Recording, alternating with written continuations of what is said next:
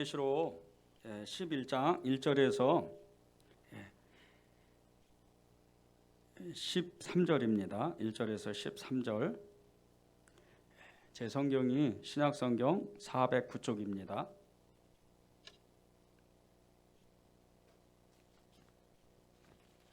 다 찾으셨죠? 우리 한 절씩, 짧은 구절이라 한 절씩 교독하시겠습니다. 또 내게 지팡이 같은 갈대를 주며 말하기를, 일어나서 하나님의 성전과 제단과 그 안에서 경배하는 자들을 측량하되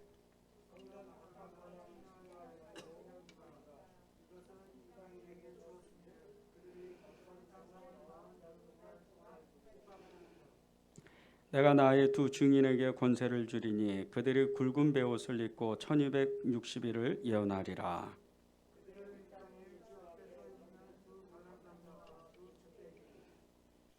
만일 누구든지 그들을 해하고자 하면 그들의 입에서 불이 나와서 그들의 원수를 삼켜버릴 것이요, 누구든지 그들을 해하고자 하면 반드시 그와 같이 죽임을 당하리라.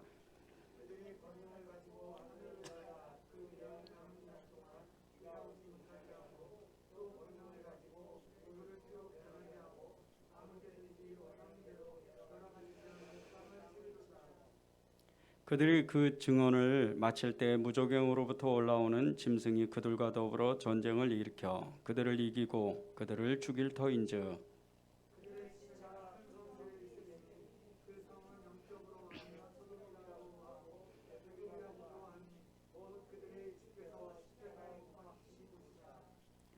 백성들과 족속과 방언과 나라 중에서 사람들이 그 시체를 사흘 반 동안을 보며 무덤에 장사하지 못하게 하리로다.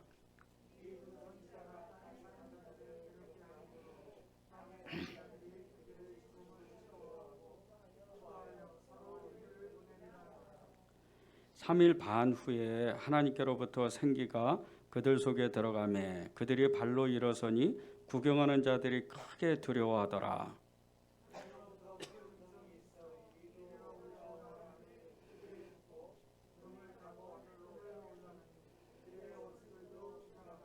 함께 읽겠습니다.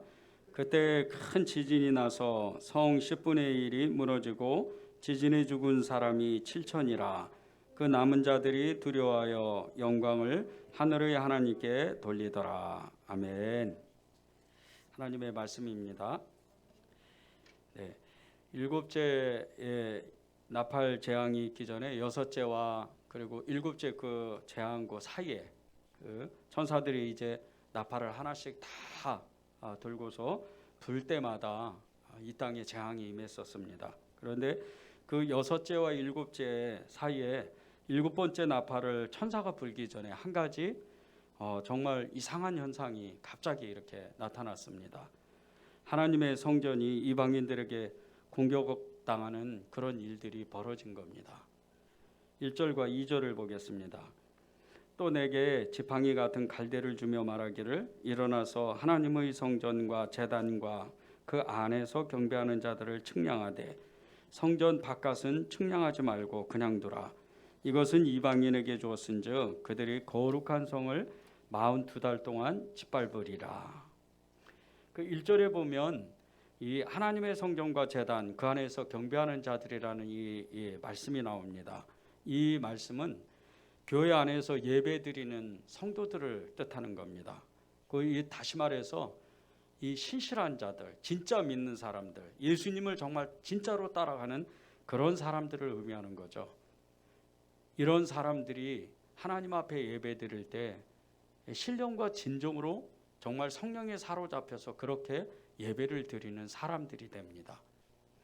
이 여섯 번째와 일곱 번째에 이 재앙이 오기 전에 하나님이 이 요한계시록 1장에서 13절, 11장에서 1절에서 13절의 말씀을 주신 것은 이 마지막 재앙이 오기 전에 하나님이 이 땅의 교회들을 다시 한번 부흥시킨다는 겁니다. 다시 한번 부흥시키는데, 그런데 그 부흥시키는 사람들이 있다는 겁니다. 증인들이죠.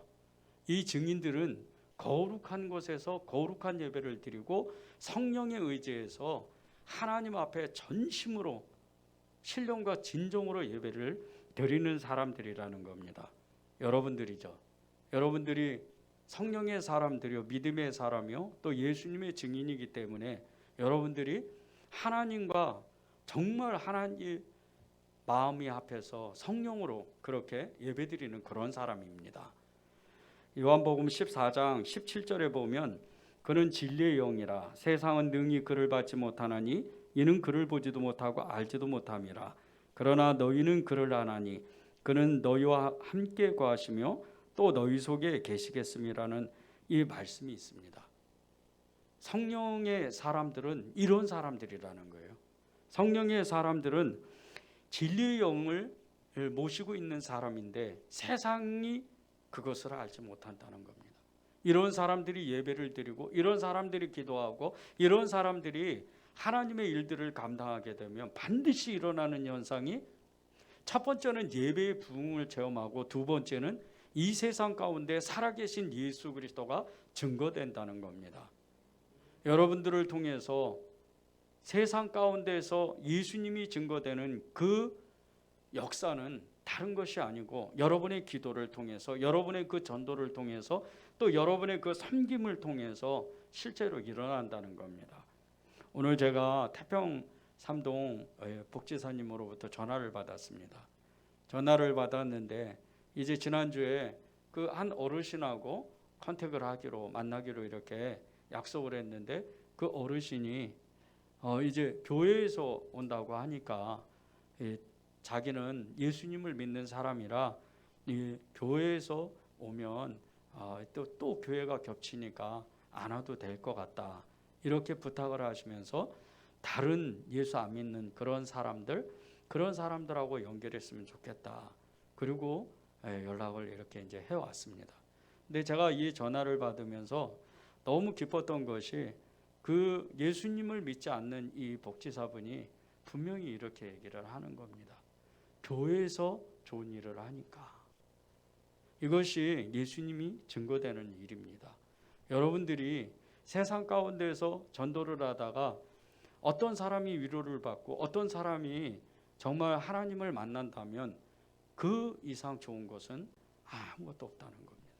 여러분이 선한 일을 하다가 여러분의 그 선한 일 때문에 누군가가 위로를 받고 혹시 예수 믿는 사람이세요? 예수 믿으세요? 이렇게 물어본다면 그것은 예수님이 증거된다는 겁니다. 여러분들이 그런 삶을 살기를 바랍니다. 그 1절에 하반부에 보면 갈대로 측량한다는 단어가 나옵니다. 이 갈대로 측량한다는 일은 믿음의 사람들을 모으신다는 뜻입니다. 지금은 하나님이 사람을 찾습니다. 사람을 찾는데 그냥 찾는 게 아니고 믿음의 사람, 성령의 사람, 특별히 하나님께 신령과 진정으로 예배드리는 사람을 찾는 시대입니다. 여러분도 하나님을 갈망하고 하나님을 만나기를 원하지만 여러분보다 훨씬 더 하나님은 여러분을 만나고 싶어 하십니다. 예수님은 늘 성전에서 기다리시고 늘 그곳에서 우리를 만나기를 원하십니다.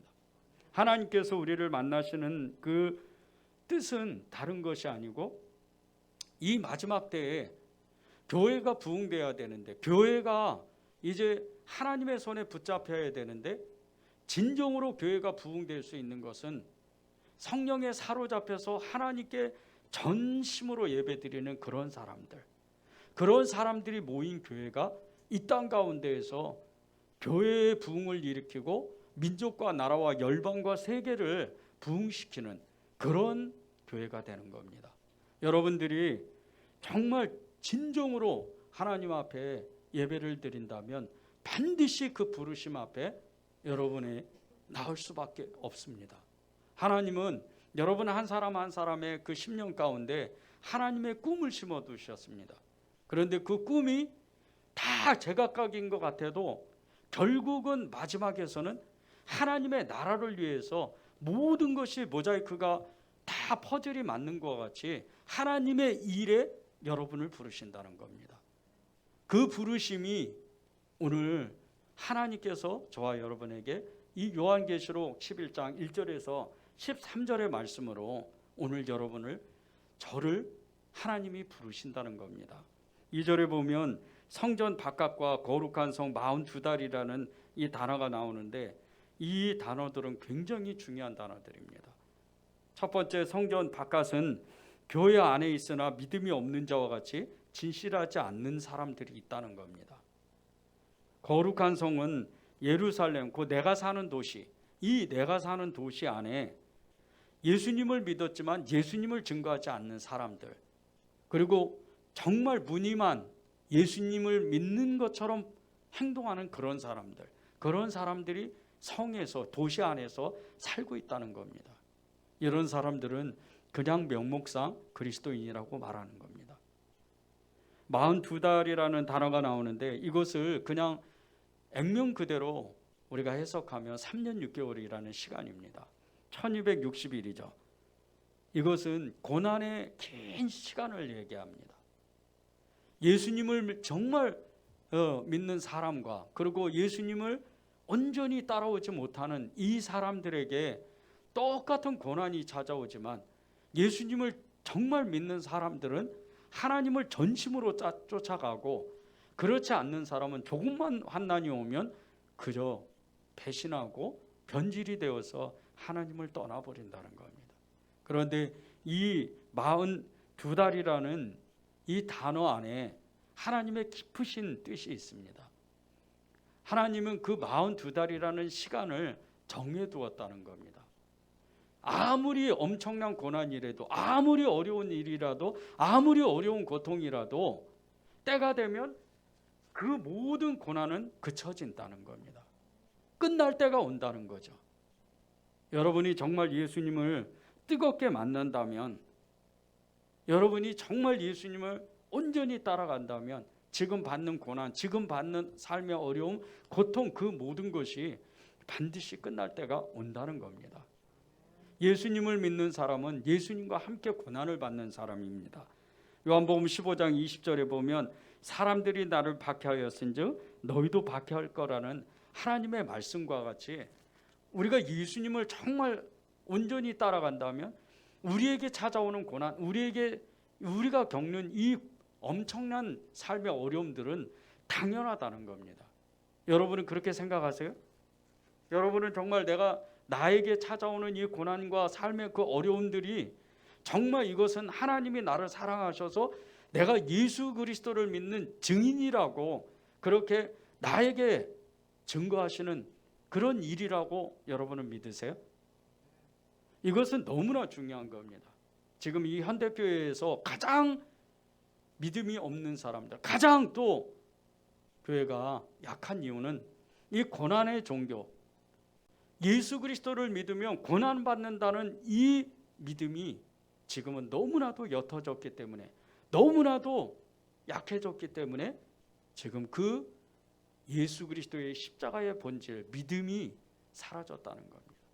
여러분이 이제 믿음으로 살기를 결단한다면 반드시 나에게 정말 존 웨슬리 목사님의 말씀하신 것 같이 오늘도 나에게 누군가가 돌을 던져주고 누군가가 나를 때리고 또 누군가가 나를 괴롭히도록 그렇게 고난이 찾아오도록 여러분이 기도해야 됩니다.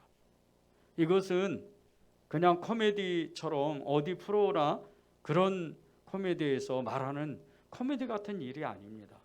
예수를 믿는 사람의 실제적인 삶입니다. 여러분이 내가 정말 예수님을 믿는다면 오늘 내가 하나님 예수님의 증인이라면 증거를 반드시 주십시오. 고난이 또 찾아와야 됩니다. 그렇게 여러분이 기도해야 됩니다.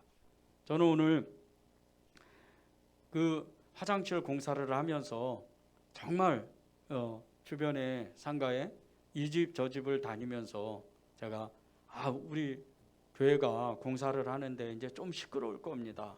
그러면서 정중하게 좀 양해를 구하고 또 제 자존심을 다 내려놓고 부탁을 했습니다.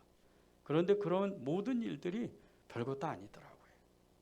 예수를 진짜 믿는다면, 예수님을 정말 내가 사랑한다면 그 모든 것들이 사실 아무것도 아닌 겁니다.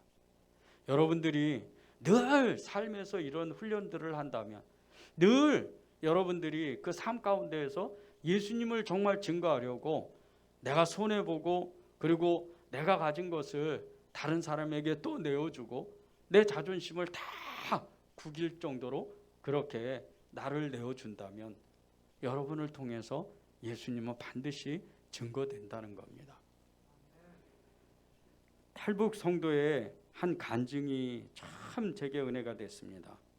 이 가명을 썼는데 이 경혜라는 한 아이가 할머니와 이모와 함께 중국의 그 인접한 국경마을에서 살고 있었습니다.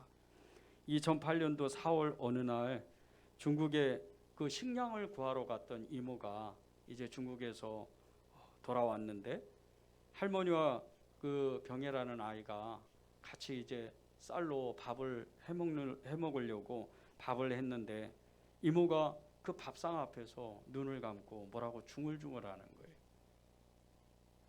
할머니하고 경혜는 깜짝 놀랐죠. 이모가 중국을 갔다 오더니 무슨 일이가. 그래서 이 경혜라는 아이가 이모가 무슨 말을 하는지 아주 유심히 들었는데 하나님이라는 그 단어를 쓰면서 뭐라 그러는 거예요.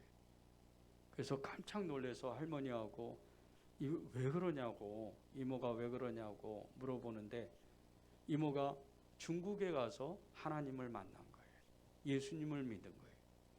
그리고 이제 할머니하고 경혜한테 복음을 전해주려고 그렇게 계속해서 예수 믿어야 된다고 전하는데 할머니가 왠지 모르게 그렇게 자상했던 할머니가 엄청나게 화를 내면서 절대 우리 집에서는 예수 믿으면 안 된다. 그렇게 계속 다그치고 그리고 이모를 혼내는 거예요. 이모도 놀래고 경혜도 놀래고 그러한 가운데 갑자기 할머니가 눈물을 흘리면서 이 할머니의 과거 이야기를 하는 거예요. 22살 때 할머니의 그 아버지, 할아버지죠. 이 할머니의 아버지가 예수를 믿다가 이 공안들에게 잡혀서 어디론가 끌려갔어요. 그리고 이 할머니가 어렸을 때부터 다녔던 교회가 폐쇄되고 목사님이 잡혀가고 성도들이 잡혀가고 엄청난 핍박이 오는데 이 할머니가 살던 평양 시내에서 쫓겨나서 중국 북경까지 이제 쫓겨나서 그렇게 정말 말할 수 없는 고생을 하고 살았다는 거예요. 그리고 하나님이 원망이 됐던 이 할머니는 이제 다시는 예수님을 안 믿겠다 결단하고 모든 그 집안에서 십자가며 찬송가며 또 이 성경책을 다 없애버린 거예요. 그리고 이 할머니는 이제 된다 보다. 이제는 정말 두려워 안 해도 되고 무서워 안 해도 되나 보다. 그러한 중간에 수십 년이 흘러서 자신의 딸이 예수를 믿은 거예요.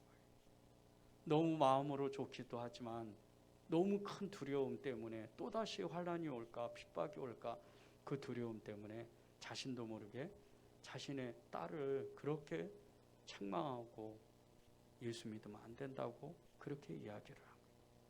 이 이야기를 듣고 그 이모가 경혜의 이모가 할머니에게 정말 어떻게 해서 예수를 믿었는지 그것을 자세히 물어보는데 너무나도 깜짝 놀라게 이 한국 땅에 처음 왔던 조선 말기 시대에 선교사님을 통해서 이 할머니의 가족들이 예수님을 믿은 거예요. 그 몇 대째나 예수님을 믿었던 거죠. 그리고 정말 이 가정은 믿음의 가정이었고 그리고 또 그 믿음으로 정말 끝까지 박해를 견뎠던 그런 가정이었는데 아버지가 자기 눈앞에서 잡혀가는 모습을 보고 너무나 큰 두려움과 실망과 하나님에 대한 원망이 가득해서 할머니는 예수님을 떠났다는 거예요. 이 이야기를 듣고 할머니와 이모는 정말 더욱더 이제 예수님을 마지막으로 붙잡자 그렇게 예수님을 잘 믿자 결단하게 됐답니다.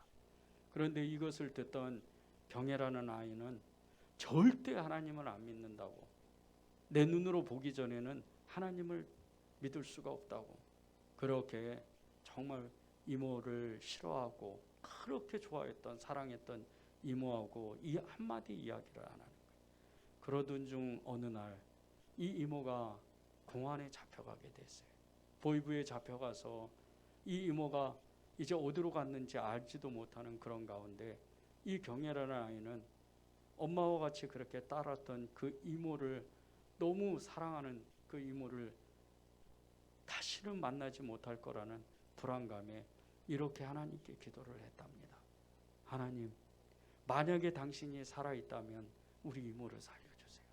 그러면 평생토록 예수님을 믿겠습니다.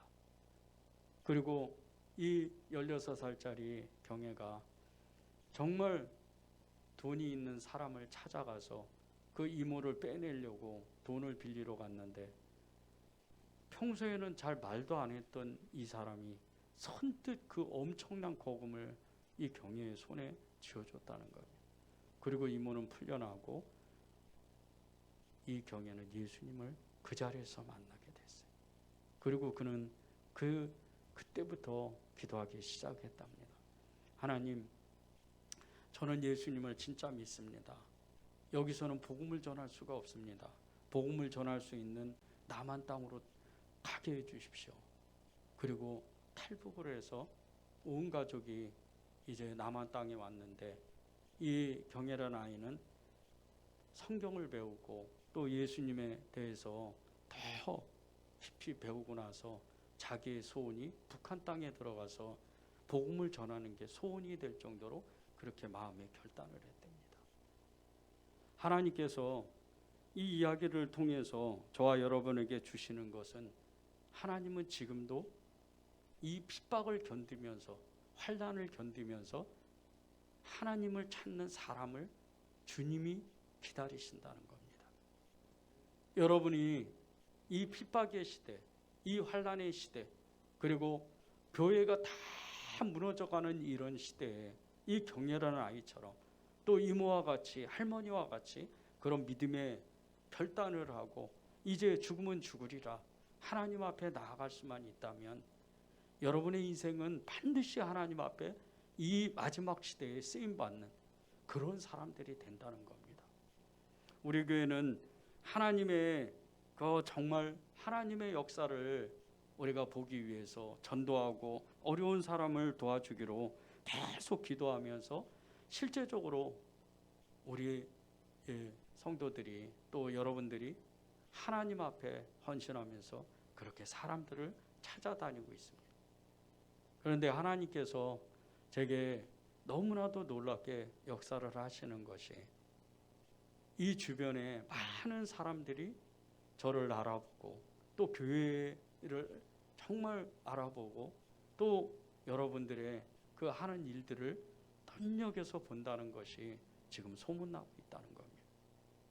하나님께서 계속해서 우리를 통해서 전도하게 하실 때 정말 이 교회 안에 하나님의 사명자들, 하나님이 찾으시는 사람들이 이제 어느 날부터 이 자리에 가득하게 될 겁니다. 하나님께서 그러한 가운데 여러분들을 사용하고 싶어 하세요. 은혜제일교회는 눈으로 보기에는 너무나도 연약한 교회지만 제가 오늘 낮에도 한 목사님을 만나서 같이 식사를 하는데 여러 사람하고 식사를 하지만 그 목사님이 저한테 이렇게 얘기를 하는 거예요. 목사님, 은혜제일교회는 큰 교회입니다. 사람이 많아서 큰 게 아니라는 거예요. 믿음이 있는 교회입니다. 그것이 여러분 때문입니다. 여러분이 이 하나님의 부르심 가운데 응답해야 돼요. 교회 안에 하나님의 그 부르심을 받은 사람들, 특별히 하나님을 정말 사랑하는 사람들이 누군 줄 아십니까? 증인들이라 그럽니다. 그런데 오늘 그 증인들이 나옵니다. 3절과 4절입니다. 내가 나의 두 증인에게 권세를 주리니 그들이 굵은 베옷을 입고 1260일을 예언하리라. 그들은 이 땅에 주 앞에 서 있는 두 감람나무와 두 촛대니. 이 두 증인들, 두 감람나무와 두 촛대, 이 사람들이 누군 줄 아십니까? 말씀을 준비하면서 너무나 깜짝 놀랐던 것이 이 두 사람이 스가랴 4장에 나옵니다. 스가랴 4장에 나오는 이 스룹바벨과 여호수아입니다. 스룹바벨 다 아시죠? 제2성전을 다 이스라엘의 모든 이 성전에 돌 위에 돌 하나도 남지 않았던, 성전이 완전히 무너졌던 그 성전을 다시 재건한 사람이 스룹바벨입니다. 그리고 그곳에서 하나님의 말씀, 율법을, 하나님의 그 말씀을 선포한 사람이 여호수아입니다. 이 두 사람이 이 마지막 시대 때 얼마나 영적으로 중요한 사람들인지 모릅니다.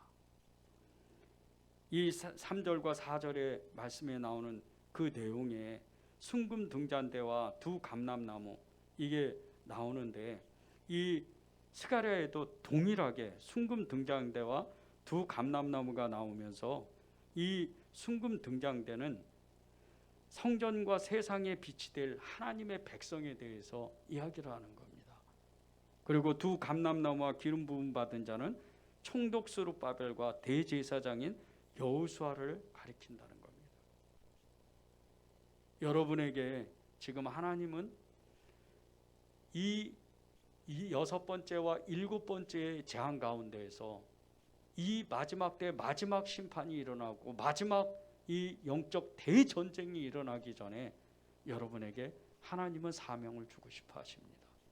이 두 감람나무와 두 촛대와 같이 스룹바벨과 여호수아를 부르시는 하나님의 그 간절한 마음으로 여러분에게 스룹바벨이 되고 성전을 재건하는 이 스룹바벨의 사명을 감당하고 또 하나님의 말씀을 전파하는 여호수아가 되기를 원하는 겁니다. 스가랴 4장 6절에 보면 이렇게 말씀합니다. 이는 힘으로 되지 아니하며 능력으로 되지 아니하고 오직 나의 영으로 되느니라. 이 스가랴 4장의 전체 주제가 하나님의 그 무너진 성전을 다시 일으켜 세우는 이 스룹바벨과 여호수아의 대사명에 대해서 이야기하는데, 그 사명을 감당하는 것이 성령으로 말미암아 하나님의 영으로 이룰 수 있다는 겁니다. 여러분이 성령 충만하면 어떤 능력으로 이 세상을 살아가는 줄 아십니까? 제가 오늘 너무나도 기가 막히게 두 사람에게 동일한 그 간증을 들었는데, 이 두 사람은 다 각각 자기가 무슨 말을 하는지도 모르고 그렇게 얘기를 했습니다.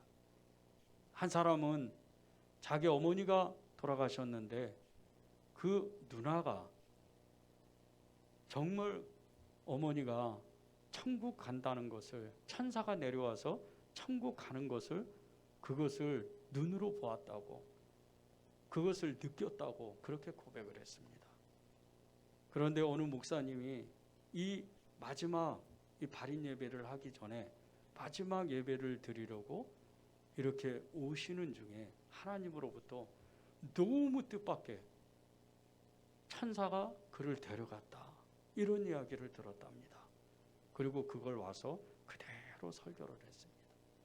그래서 온 집안이 너무나 깜짝 놀랐고 너무나 충격적인 그 하나님의 역사를 체험한 겁니다.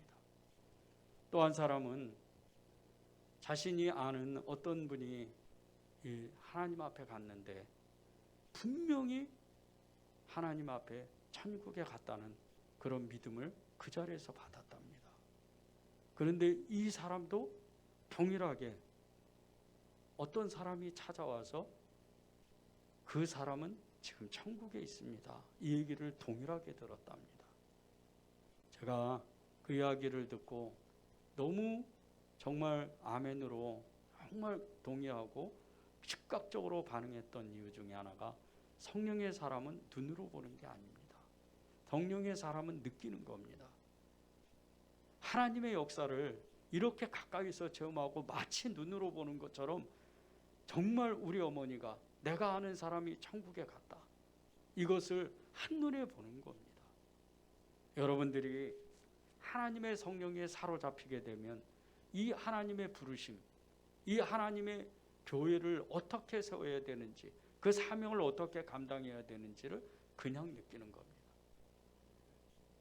왜 여러분을 이 은혜제일교회로 보내주신 것 같습니까? 여러분 한 사람 한 사람에게 하나님은 일하고 싶어 하시는데, 하나님은 여러분이 그것을 반응하느냐에 따라서, 그 반응하는 얼만큼 반응하느냐의 경중에 따라서 여러분에게 말씀이 깨달아지고, 또 그 음성이, 하나님의 그 부르심이 실제인지 또 아니면 이것이 허상인지, 그것이 차이가 난다는 겁니다. 성령으로 충만한 사람, 그것은 굳이 누가 얘기하지 않아도 교회에 대해서, 하나님의 나라에 대해서 그냥 사명을 받습니다. 성령으로 충만한 사람은 하나님의 그 부르심 가운데 자신이 무엇을 위해 살아야 될지를 그냥 안다는 겁니다. 여러분이 그런 하나님의 부르심을 정말 깨달았으면 좋겠습니다. 교회 다시 세우기라는 이 프로젝트가 오늘 기도 제목입니다. 마지막 때에 이 한국교회는 물론이고 전 세계 열방의 교회들은 이제 무섭게 무너지기 시작할 겁니다. 지난 2년 반 동안 코로나 사태로 인해서 한국교회도 16.4%가 문을 닫았습니다. 저는 그 통계를 보면서 너무 가슴 아팠던 것이, 여러분이 다녔던 그 교회일 수도 있고 또 여러분이 기도했던 그 교회일 수도 있다는 겁니다. 그런데 지금 이 속도가 너무나도 빠르다는 겁니다. 30대 그리스도인들은 지금 예배를 거의 안 나갑니다. 인터넷 예배를 2년 넘게 드림으로 인해서 30대 그 엄마 아빠들은 거의 집에서 온라인으로 예배를 드립니다. 대면 예배를 거의 안 하죠.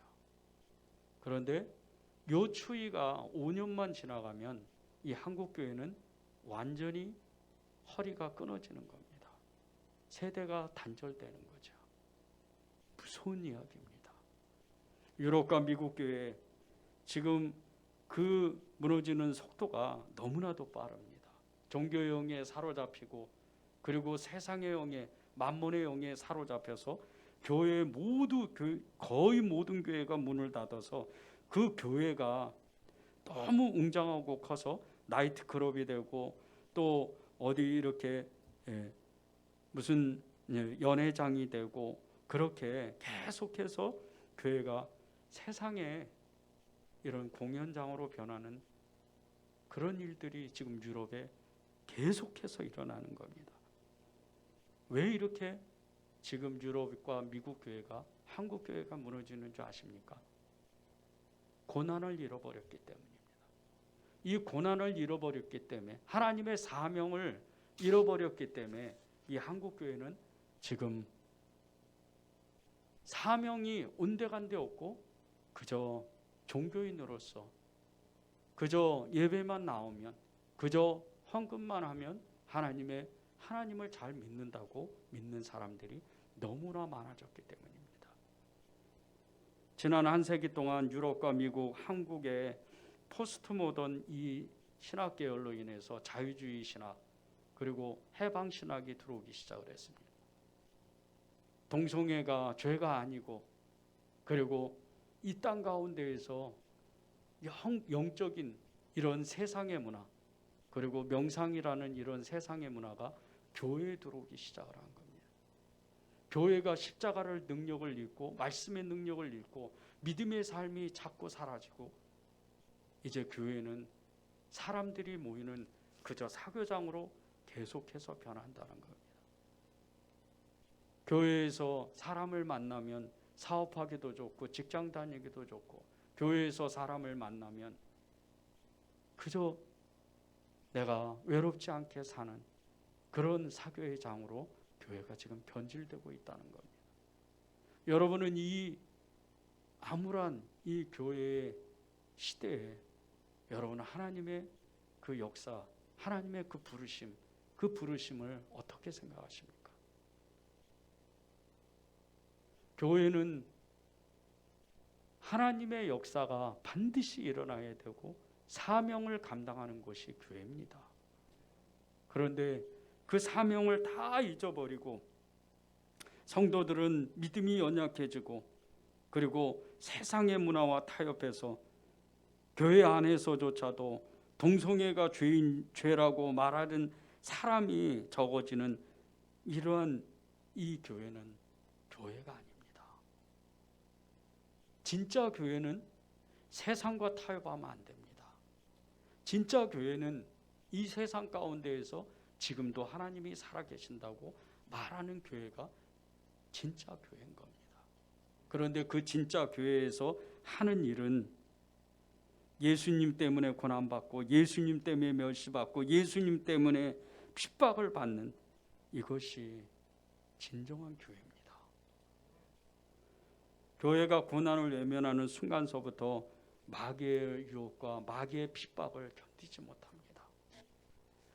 한국교회 안에 90년도 초까지 엄청난 부흥을 이루다가 우리의 생각보다 빠른 속도로 지금 한국교회는 무너져 갑니다. 우리 은혜제일교회가 이렇게 하나님의 손에 붙잡힌 바 돼서 정말 하루하루를 성령의 역사로 하나님의 그 하시는 일들을 우리가 체험하는 이것은 기적과 같은 일입니다. 우리 교회 주변에도 정말 너무나도 힘들어서 너무나도 정말 어려워서 쩔쩔매는 교회가 많습니다. 그런데 우리 교회는 성령이 살아있는 교회요, 이단이 오히려 찾아오는 교회요, 이단이 포교하라고 찾아오는 그런 교회입니다. 이것이 성령의 교회입니다. 이것이 사명이 있는 교회, 이것이 하나님의 교회인 겁니다. 지금 한국교회는 많은 사람들이 처음으로 돌아가자는 이야기를 많이 합니다. 그런데 이 처음으로 돌아가자, 이 사도행전적인 교회를 세우자, 이 처음으로 돌아가자는 것이 정확하게 무엇인지를 알고 있어야 됩니다. 처음으로 돌아가는 것은 고난을 기뻐하는 겁니다. 그 고난 속에서도 모이기를 힘쓰는 겁니다. 그리고 가난한 사람과 연약한 사람을 돌볼 줄 아는 겁니다. 천국 소망에 대해서 강한 열망을 가지고 눈에는 보이지 아니하고 손에는 잡히지 않는다 하더라도 하나님 앞에 전심을 다해서 천국 가는 그 길을 기꺼이 가는 겁니다. 천국 가는데 소망이 없는 천국 가는 길은 절대 없습니다. 사명이 없는 천국 가는 길은 절대 없습니다. 초대교회의 모습을 보십시오. 사도행전 2장 46절 47절입니다.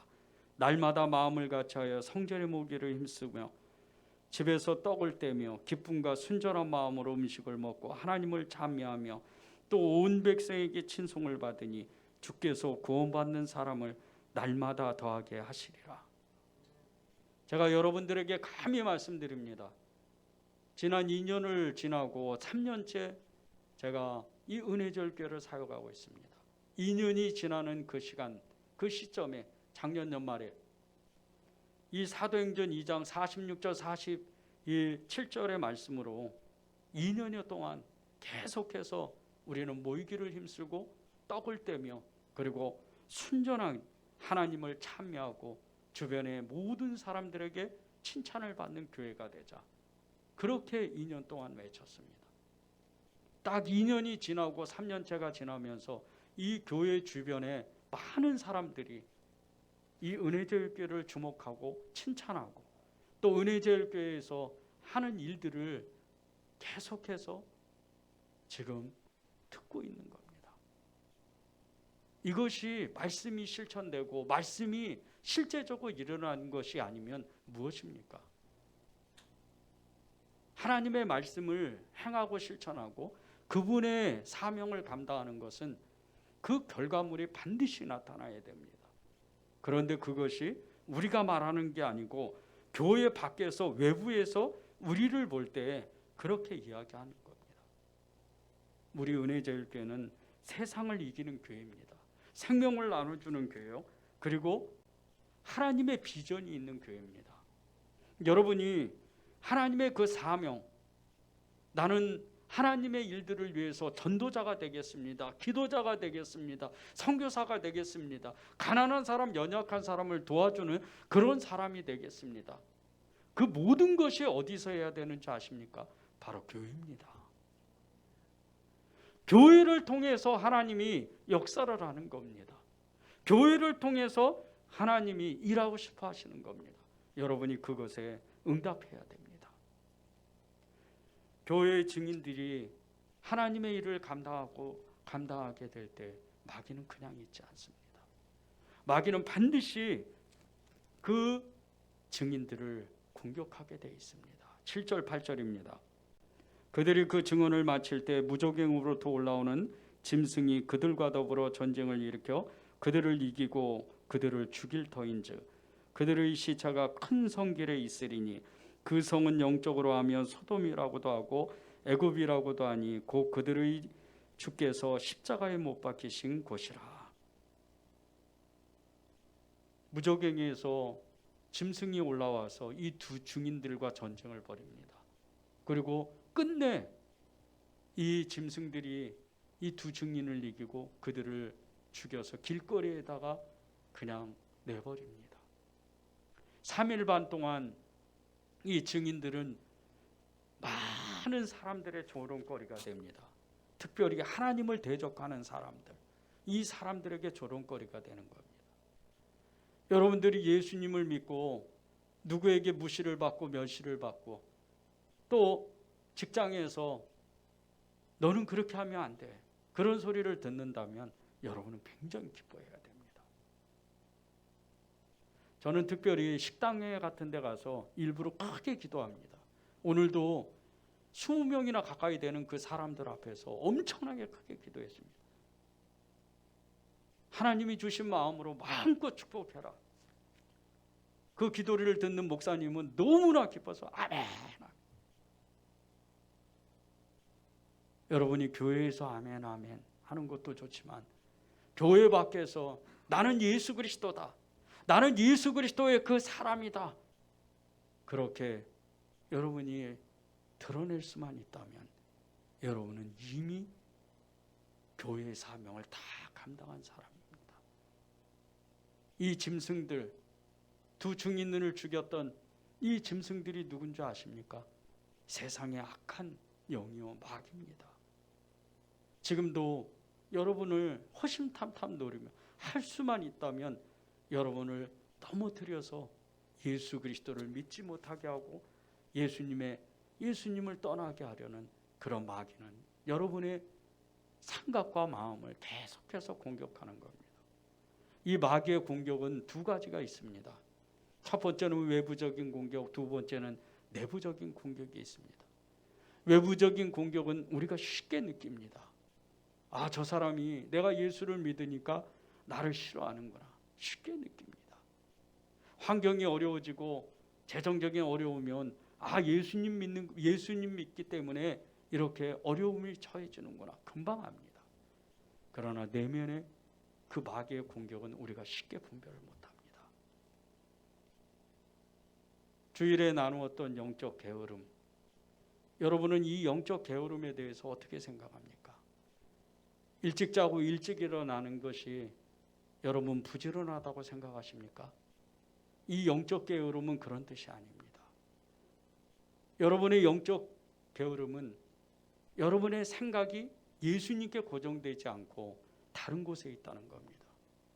한국교회 많은 성도들이 예배당에 앉아서 예배를 드리면서도 집에 뭐가 있는지, 회사에는 무슨 일이 있는지, 내 친구는 어디에 있는지, 나는 무엇을 계획하고 있는지 다른 생각하는 사람들이 너무 많아졌어요.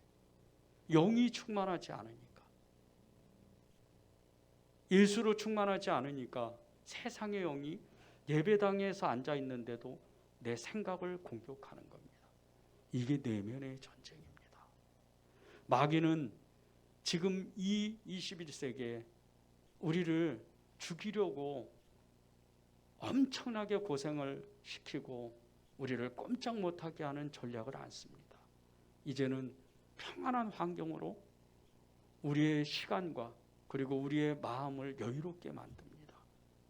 그리고 우리가 예수님을 자연스럽게 떠나게 만드는 그런 전략을 씁니다. 여러분의 환경이 좋아지세요? 여러분의 그 믿음이 이제는 이만하면 됐어, 이런 생각이 드세요? 여러분은 위험한 겁니다. 환경이 좋아질수록, 그리고 우리의 믿음이 좋아질수록 하나님 앞에 전심을 다해야 됩니다.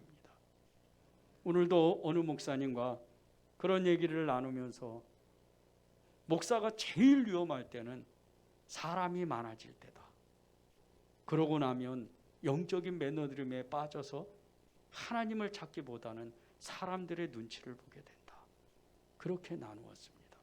서로 동의를 하고 우리는 끝까지 변질을 내지 말고 하나님 앞에 진실하게 끝까지 가자고 결단을 했습니다.